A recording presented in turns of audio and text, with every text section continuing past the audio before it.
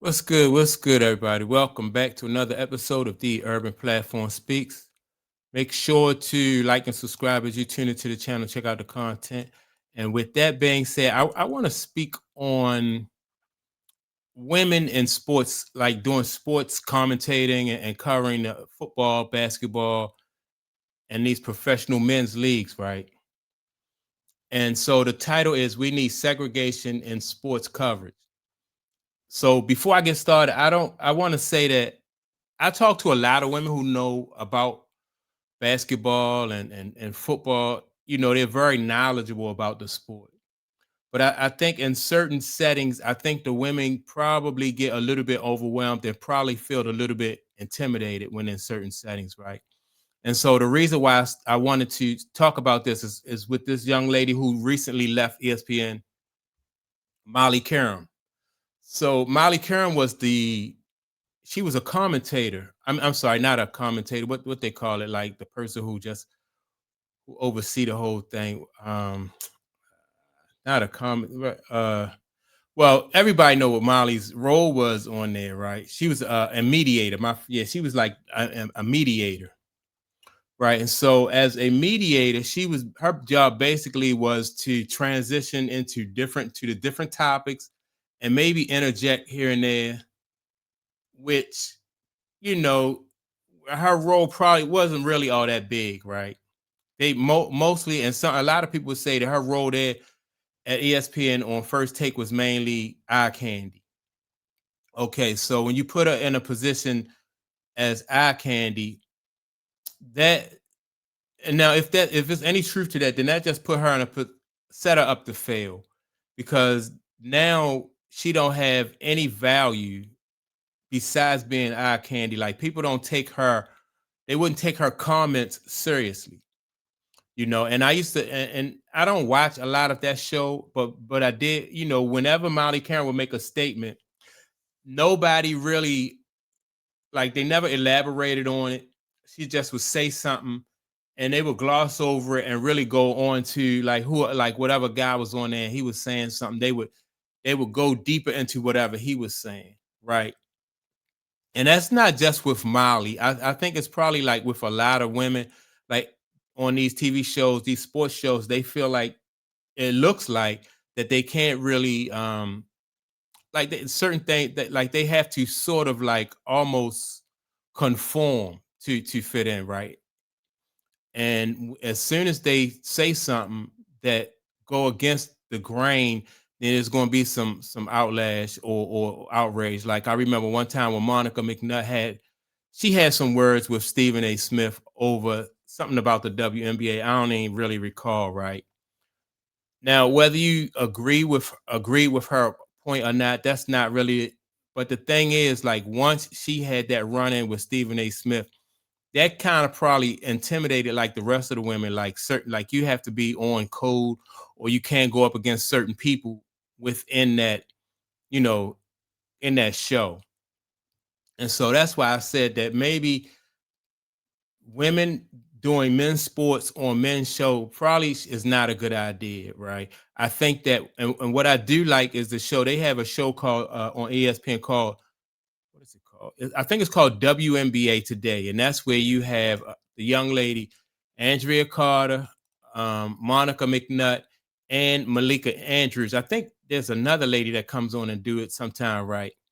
But you can just tell that the chemistry on that show, you have all three women, and the chemistry on that show is different, right? And so when you have the chemistry on there, then that means that these women are comfortable talking about their sport without, without having to think like, all right, if I say something that the guys think is stupid or they don't agree, then I'm going to look stupid and stuff like that, right? So they're able to develop and be more comfortable in that setting. And I think that, to me, and it gives more legitimacy to what they're talking about because you have, like I said, I think all of these women have played sports. Andrea Carter, I think she played in the WNBA. Then you had Monica McNutt. I don't know if she played in the WNBA, but I know she played college basketball at Georgetown. I know Janae Ngumige, she played professional basketball for a while until she was injured, I think.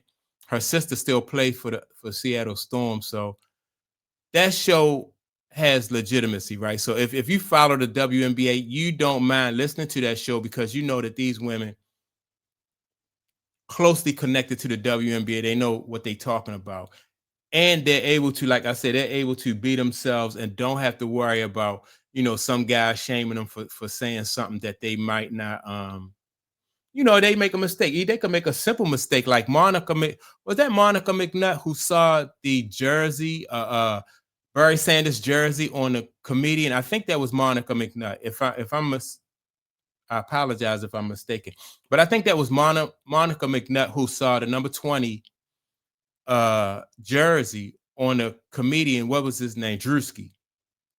And she didn't it didn't really register with her that that was a Barry Sanders jersey, right? And so that a big deal was made out of that.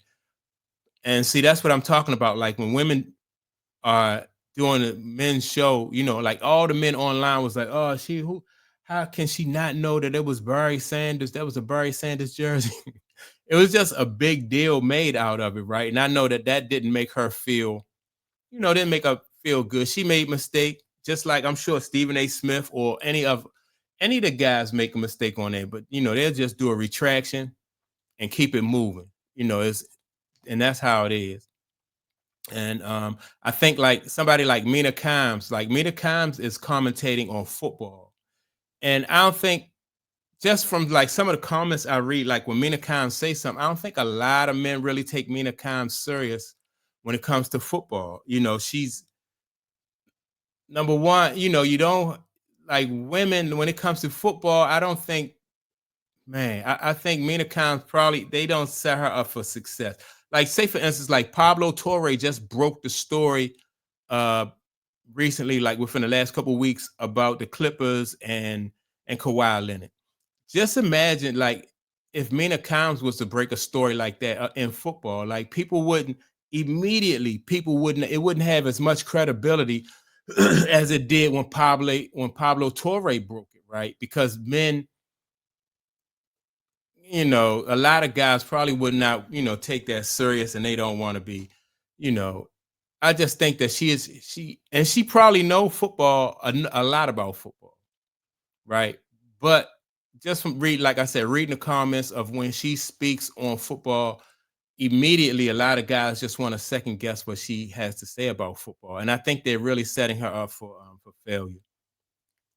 And it also looks like sometimes when you hire women, it look like you're just doing it for they call it DEI they call it DEI now, right?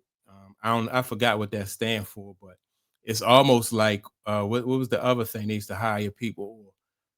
I don't know, just like meeting certain quotas within your industry or your sport. So it's just about, she's there to meet a quota. Like she's a minority, she's a woman.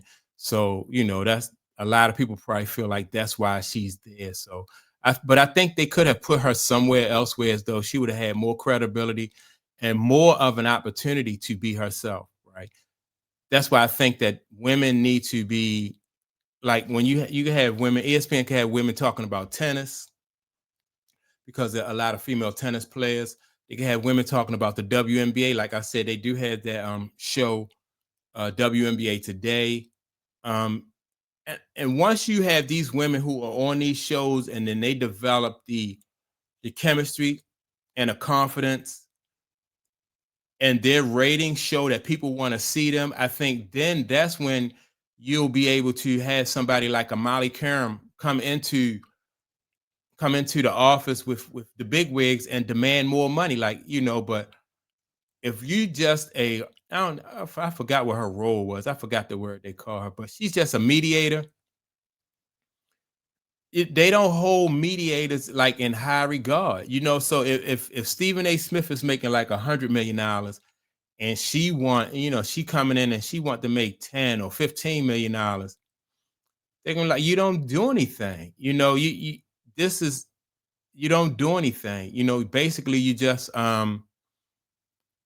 really you just eye candy, and that's how they treat her. Maybe she felt disrespected, but that is that's the boat that she allowed them to put her in, like, and not all her fault, but that's just, the way things are. So I just think that women need to find more other ways to get the respect that they want in these different arenas. And I think part of the way that they can do that is through, like I said, that show that they have with all women on there. They need more shows like that. Like, you can't, and I know you can't have a show like, it'll be hard to like get somebody to watch a show with all women talking about football or all women talking about baseball, right?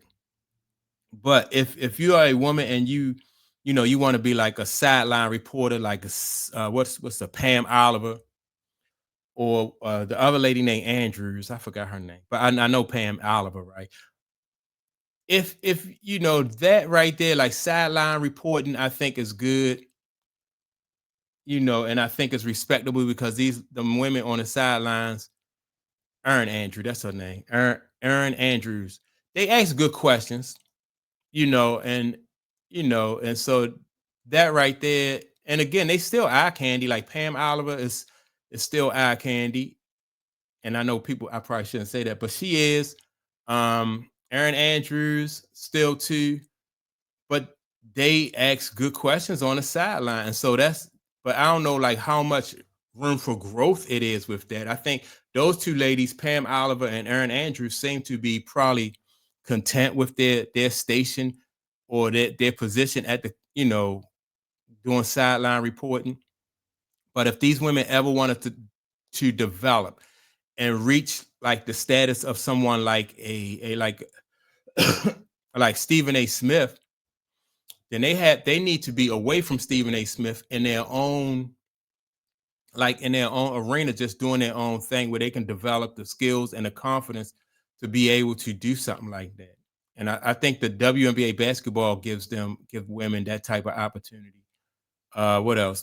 Probably women's tennis that will give them volleyball. And I know some of these, like, and some of those sports are not really mainstream, but you got to start somewhere and do some, every once in a while, they might have somebody on to want to talk about women's volleyball or, um, but until these women are have their own sport or they have their own shows and stuff like that, they're not really going to be seen as valuable on the men's show. They're going to just be seen like as eye candy or just making minor contributions to whatever show that they on. And so when they go and they want more money, they're not going to have leverage. Like I said, that show, that the WNBA show where Monica McNutt and Andrea Carter and what's the other young lady that's on there? Malika Andrews. Like if that show get high ratings, then they have leverage. Then they can go to the big wigs and say, "Well, I want more money." And I think Malika Andrews, I think she just signed a big deal. I think I don't know if it's a big. I know she signed a new contract, and if she signed, then that probably means that she's pretty happy and content with the money, just like ESPN is probably happy and content with the work that she's doing. So yeah, man, that's what I think though. These women need to find other avenues where as though they can stand out and do their own thing. Then they can have leverage when it's time for them to ask for more money. But then they don't want to look like they're begging, and then they'll get frustrated and they'll do what Molly did. They'll feel like, man, I'm not getting a fair shake here. Y'all don't respect me, and then they'll get frustrated and they'll just quit, just like Molly did. But like I said, if they put themselves in a position where they can show their skills and they can develop their skills, and they'll have a better chance. But they got to get from out under those men's shows. And I know it's hard. It's not like they can go in there and say, "Well, I want my own show." But I think that WNBA Today show is good for those three women that are on there. I think it's really four women. I think there's another lady who's on ESPN but yeah, if the WNBA grow and the WNBA blow up, then that'll be good for the ladies that are on there. You know, what's the other lady that do football? She do like Sunday night football. I think her name Maria something, but she's really good too. She's good. she hold her own too with the men. She's almost like a female James Brown. You know, James Brown do the sports for the men, the football for the men. She's almost like a female James Brown. But yeah, they need to find ways, you know, for some to you know, like work their way up to the top, where as though they can get the big money like a Stephen A. Smith. Yeah. Then they won't have to hear that old bullshit about, well, you're not as good as Stephen A. Smith, you're not as talented.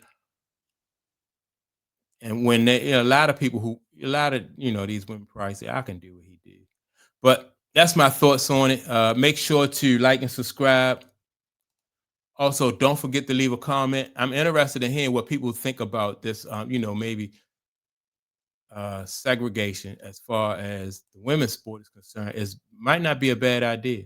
So, like I said, I'm looking forward to hearing your comments. And I'll check you all out in the next video. Peace.